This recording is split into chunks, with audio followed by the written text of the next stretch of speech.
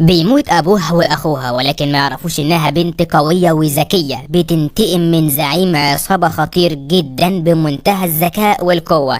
فيلم النهارده بيبدأ في سوق خضار، وبنشوف واحد راح يشتري وبيلاقي الأسعار غالية جدا، وبيقول للبياع إن الحكومة حددت الأسعار وأرخص من كده اللي بتبيعها بسعر أغلى، وبيطلع تليفونه وبيصور الأسعار وبيقول له هشتكيك. الراجل بيغضب وبيشاور الاتنين وبيمسكوه يضربوه وبيجروه وبياخدوه عند رئيس السوق اللي مشغلهم، وبيقولوا له إن الراجل ده اعترض على الأسعار اللي أنت حاططها. رئيس السوق بيقول له إنه لازم يشتري بالأسعار اللي هو حاططها وإلا يمشي وما يرجعش تاني. فبيقول له انا جيت هنا علشان اقتلك، وبيطلع سكينة وبيقتل الاتنين اللي جنبه، وبيكون معاه رجالته بيخلصوا على كل واحد بيقرب منهم، وبيقول لرئيس السوق انا اللي بعتني الوزير علشان اقتلك، وبيخلص عليه ويقتله. وبعدها بيتصل بالوزير وبيقول له خلصت عليه وحول لي المبلغ على حسابي في البنك. وقتها بنعرف ان الراجل ده اسمه فيجي، زعيم عصابة خطير جدا بيشتغل مع وزير الداخلية وبينفذ عمليات قتل في اي مكان من غير ما يسيب اي دليل وراه، والناس كلها بتبقى عارفاه وكلهم بيخافوا منه. وبنشوف مفتش الشرطة شفاجي قاعد مع المسؤولين في قسم الشرطة وبيقول لهم ان اللي ارتكب الجريمة في سوق الخضار هو فيجي، وكل الناس شافته بس مفيش واحد منهم راضي يروح المحكمة ويشهد عليه. فيجي وعصابته في يوم بيكونوا ماشيين على الطريق وبيجوا اتنين بموتوسيكل ويضربوا عليه نار علشان يقتلوه، ولكن مش بيموت وبيقدر انه يوقع الموتوسيكل، وواحد من الاتنين اللي حاولوا يقتلوه بيهرب بس بيمسكوا التاني. فيجي بيسأله انت مين ومين اللي بعتك علشان تقتلني؟ فبيقول له انا موتك ومش هتعرف مين اللي بعتني. فبيهدده انه هيقتله لو ما اعترفش، فبيقول له انا مستعد للموت وبيمسك المسدس وبيقتل نفسه. فيجي بيخاف جدا وبيأمر رجالته ان هم يدوروا على الراجل التاني اللي كان معاه بأي طريقة. بعدها بنشوف مجموعة شباب رايحين يتخانقوا مع صاحب سوبر ماركت، وقتها شاندو بيهددهم ان هم لو ما مشيوش من قدامه دلوقتي مفيش حد منهم هيروح سليم. وفجأة بيظهر صديقه راجا جايب اتنين متدمرين على الموتوسيكل، ولما بيشوفوه بيخافوا منه ويترعبوا وبيهربوا بسرعة.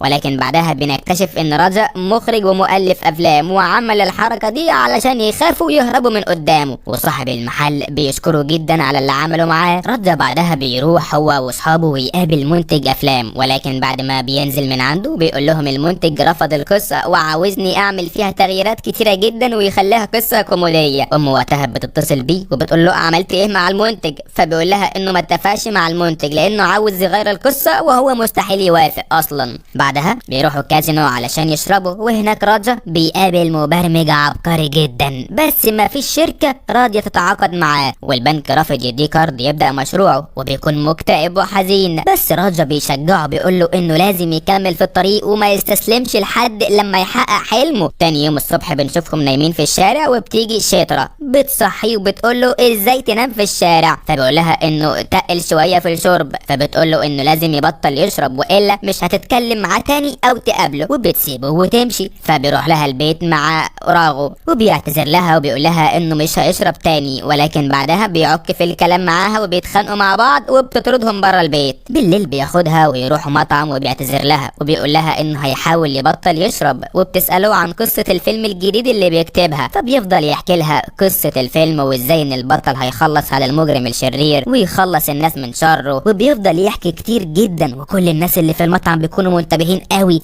وبيعجبوا جدا بالقصه. وبعد ما بيخلصها بيسقفوا له وبيحيوه. بنروح لعصابه فيجي وبيقولوا له ان هم ما عرفوش يوصلوا للراجل التاني اللي كان على الموتوسيكل وما قدروش يعرفوا اي معلومات عنه او هو مين، فبيقول لهم ياخدوا السلاح اللي كان معاه ويعرفوا اشتراه منين وساعتها هيعرفوا هم مين. في يوم بيروح ساعي بريد لراجا وبيديه ظرف فيه رسالة، وبيفتح الظرف بيلاقي جواه فلوس كتيرة، وبتكون من مخرج سينمائي مشهور جدا، وبيقول له القصة اللي كنت بتحكيها في المطعم حلوة وعجبني اسلوبك قوي وعاوزك تكتب لي قصة فيلم رومانسية. وبيقول لاصحابه انه مش مهتم بالقصص الرومانسية ومش هيكتبها، فبيقولوا له انه يبدأ بالكتابة واحدة واحدة لحد لما يجي الوقت ويبقى مخرج كبير، وبينصحوه انه يكتب قصة حب مع شطرة ويبعتها للمخرج، وبيقتنع بكلامهم جدا وبيبدأ يكتب القصة من منه وقتها، وبيبدأ كل يوم يقرب من شترا اكتر، بس بيكون لسه ما اعترف لهاش بحبه ومش عارف يعمل ايه علشان يلفت نظرها. فاصحابه بينصحوه انه يعمل حاجات هي بتحبها وساعتها هتحبه. فبيروح هو واصحابه لدار ايتام وبيقدموا اكل للاطفال هناك، ولكن الاكل مش بيعجب الاطفال وبيغضبوا منهم جدا وبيمسكوهم يضربوهم ويطردوهم بره الملجأ. وفي يوم بيروح وراها الكنيسة، ولكن الكاهن بيرفض يدخله، فرجا بيمنع كل واحد بيحاول يدخل الكنيسة، وده لانه غضبان جدا. وفي الوقت ده بيوصل فيجي علشان يقتل واحد هناك، بس بسرعة واحد من رجالته بيقول له ان الراجل ما جاش وبياخد رجالته ويمشي. رجا بعدها بيتعرف على واحد اسمه شاكري بيقول له انا شفتك في الكنيسة وانه يقدر يساعده علشان يخلي شترا تحبه. وفي وقتها شترا بتشوف كلب صغير بتاخده وبتحضنه وبتكون فرحانة بيه جدا، ولكن الراجل صاحب الكلب بيجي ياخده منها وبيزعلها جامد قوي. بالليل رجا بياخد اصحابه وبيروح عند الراجل صاحب الكلب وبيكتفوه ويفضلوا يضربوا فيه وبياخدوا منه الكلب. فبينده على جيرانه علشان ينقذوه وبتبدأ مطاردات وبيبدأوا يجروا وراهم، بس بعد فترة كبيرة بيقدروا ياخدوا الكلب ويهربوا من المكان.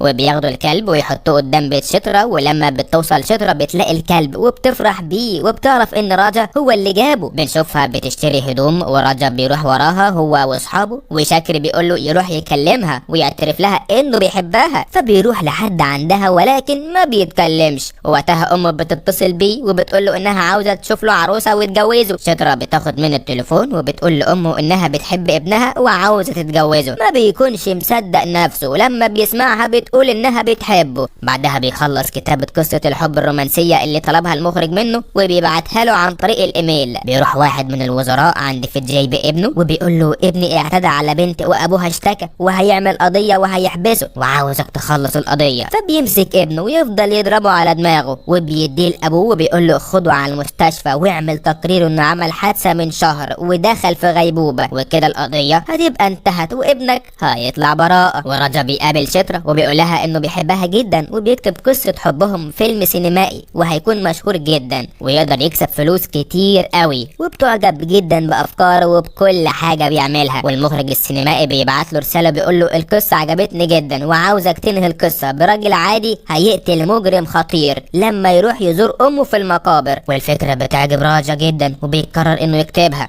والمفتش شيفاجي بيشوف فيجي وعصابته فبيركب العربية بتاعته بسرعة وبيمشي وراهم وبيقول للسوباش ان النهاردة هيقتل فيجي ويخلص الناس من شره. فبيقول له لو فشلنا اننا نقتله هيخلص علينا هو وعصابته، وبيمشي وراه بالعربية. بس فيجي بيلاحظ ان هما بيراقبوه فبيوقف العربية وبيروح له بيقول له بتراقبني ليه؟ فبيقول له هيجي اليوم اللي اقبض عليك فيه وارميك في السجن انت وكل عصابتك. وبيركب العربية وبيمشي. رجالة فيجي بيروحوا عند تاجر اسلحه وبيسالوه على المسدس اللي معاهم وبيقولوا له مين اللي اشترى منك؟ فبيقول لهم انا تاجر وببيع اسلحه كتير ومعرفش مين اللي جه اشتراه، وبيرفض يقول لهم اي معلومه. بيوصل فيجي بسرعه وبيحط المسدس على راسه وبيهدده وبيقول له لو ما قلتش مين اللي اشترى منك المسدس هقتلك. فبيوصف له الراجل اللي اشترى منه وبيسيبه بعدها وياخد عصابته ويمشي. وفي يوم بيصحى راجا من النوم وبيلاقي قدام بيته علبة صغيرة، ولما بيفتحها بيلاقي فيها رسالة ومسدس وصورة فيجي، وبيكون اللي بعتها له هو المخرج السينمائي اللي بيتواصل معاه وبيقول له قصتك اللي كتبتها عن المجرم عجبتني جدا، وبيطلب منه ينفذ سيناريو القصة ويقتل فيجي لما يروح يزور امه في المقابر، ولو ما نفذش اللي طلبه منه هيقتله. فبيروح جري عند البريد وبيسأل شعلة مين اللي جاب له رسالة البريد البيت، فبيقول له مفيش اي رسائل خرجت من عندنا. وساعتها بيرجع البيت وهو خايف جدا، وفجأة بيجي صديقه رافي وبيقول له باين على وشك انك خايف قوي وباين عليك انك مرعوب ان حد يقتلك. وهو واقف مع صديقه قدام بيته وواحد بيضرب عليهم رصاصة، وبعدها بيتصل بيه بيقول له انه لو قال لاي حد عن الرسالة اللي جات له هيقتله ولازم ينفذ مهمته في اسرع وقت ويقتل فيجي. بيروح لشترا وبيقول لها عاوز يعرف المكان اللي بيبعت منه المخرج الرسائل. بتحاول شترا توصله ولكن للاسف ما بتقدرش تحدد مكانه، وبتقول له الراجل بيغير مكانه كل شويه من بلد للتاني. بيقرر انه يروح اسم الشرطه ويعمل بلاغ، ولكن قبل ما يدخل بيجيله اتصال وبيقول له لو حاولت تبلغ الشرطه هنقتل حبيبتك شترا.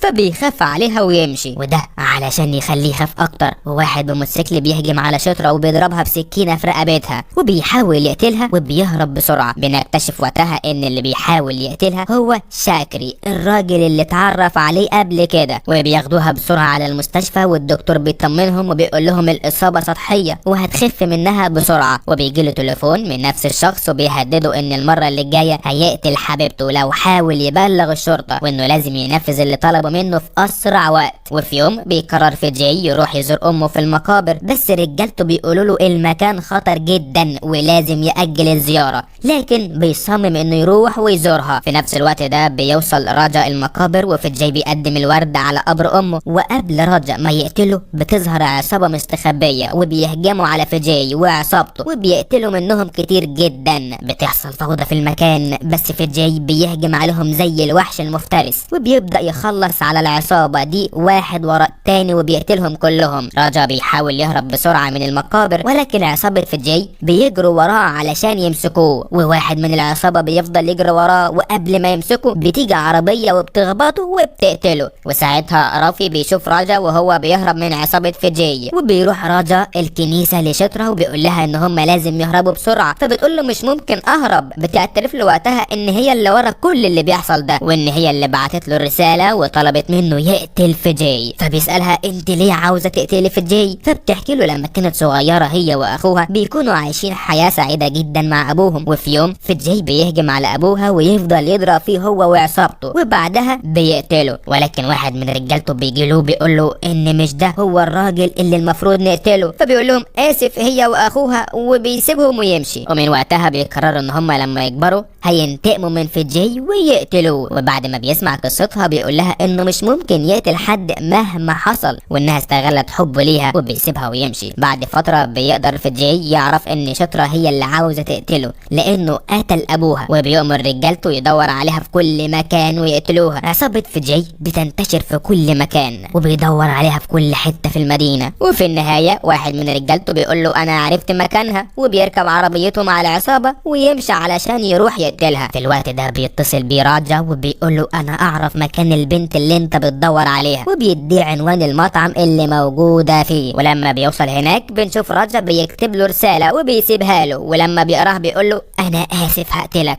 راجا بعدها بيروح لشطرة وبيعتذر لها انه سابها لوحدها، وبيقول لها انه قرر يقتل فيجي وكل عصابته ويخلص عليهم علشان عرفوا شخصيتها وبيدوروا عليها. بيكون في حفلة عاملها الوزير، وبيروح فيجي للوزير وبيشتكي له من المفتش شفاجي، والوزير بيندهله وبيقول له ما يقربش منه تاني، بس بيقول له انه هيقبض عليه هو وعصابته. فبيغضب فيجي وبيمسك المفتش شفاجي وبيضربه قدام الناس كلها. بنشوف راجا هو واصحابه متجمعين، وسوباش بيقول له فيجي قتل ابويا لانه كان عنده ادله على كل الجرايم بتاعته اللي بيعملها هو والوزير اللي بيحميه، وساعتها بيحطوا خطه ازاي يخلصوا عليه. رافي بيتصل بفيجي وبيقول له انا اعرف مكان البنت والراجل اللي كان في المقابر اللي كان عاوز يقتلك، وبيطلب منه 500,000 دولار ويقول له طريقه، وبيوافق على طلبه. وبعد فتره بيتصل بيه تاني وبيقول له جهزت المبلغ ولا لا؟ فبيقول له فبيقول له على المكان اللي هيسيب له في الفلوس، ولما ياخد فلوسه هيقول له على مكان راجا وشطرة. وفعلا العصابة بيجهزوا الفلوس اللي هو عاوزها وبطريقة ذكية جدا. رافي بياخد شنطة الفلوس من غير فيجي ما يحس بيه او يعرفه، وبعدها بيتصل بفيجي وبيقول له المكان اللي هيكون موجود فيه راجا وشطرة. وبعد ما بيقفل معاه بيتصل براجا وبيقول له الخطة اللي عملناها هتنجح، وهو دلوقتي رايح المكان اللي اتفقوا عليه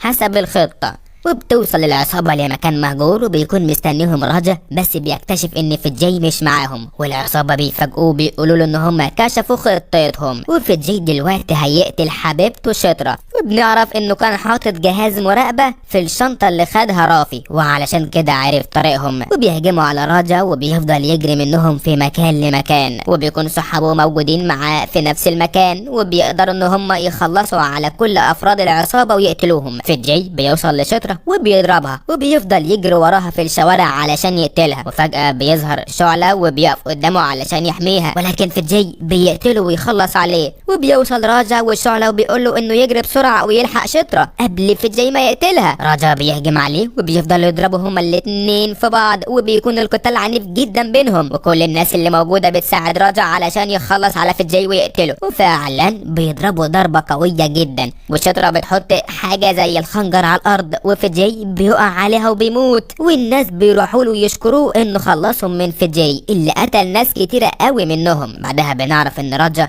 يبقى ابن المفتش شيفاجي، وكان بيساعده في كل خطوة بيعملها، وبيشكروا ابوه على كل حاجة عملها علشانه، وبكده يكون خلص الناس من اخطر مجرم في المدينة وانتقم منه لانه ضرب ابوه وقتل ابو حبيبته. بينتهي فيلم النهاردة، ونتمنى انكم تكونوا استمتعتوا معانا. استنونا في فيلم جديد على قناتنا. سلام.